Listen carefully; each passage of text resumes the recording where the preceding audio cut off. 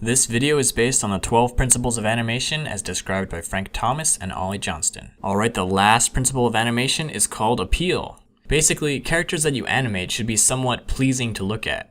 They should have some kind of charismatic aspect to like about them. This doesn't only apply to the hero of the story, but also the villain and every other character. Appeal doesn't always mean good looking, it can also mean interesting. So the villain should be likable in the sense that they are interesting to look at. The tricky thing about this is that everyone has a different standard for what is appealing. However, just giving your character a dynamic design can greatly boost its appeal. Here are 3 steps to doing that. First, use a variety of shapes. Instead of using the same shape for every character, try out different shapes, because there's no limit to the spectrum of crazy configurations that characters can have. Every good character design starts with a clear shape. Second, play with proportions. Cartoonists often magnify the things we find interesting and shrink the things we might find ugly or boring. For example, they might enlarge the head and eyes, shrink the body, and make the hands larger. Finding the aspect of a character that defines his or her personality and blowing it up can often create a more appealing design. Third, keep it simple. Too much information can overcomplicate the character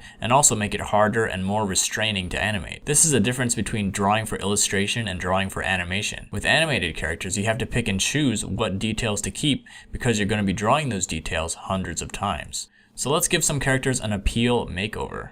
This king has a generic shape and not much personality. Let's make him more like an egg. Now his appeal comes from looking proud, powerful, and petite. This robot mercenary has too many details to see any personality. Let's pick a few details and emphasize them, remove the rest, and change his shape. Now he has a mysterious appeal to him. This fisherman looks pretty average. Let's adjust his proportions to emphasize his lankiness and make that his point of appeal. So that's all I've got for appeal, and that brings us to the end of our 12-part series. So I thank you for watching it. I had a lot of fun making it, and I actually learned a lot about animation too. I do plan to continue making these videos, and next I will be covering walk and run cycles. So thanks for watching, and I'll see you in the next video.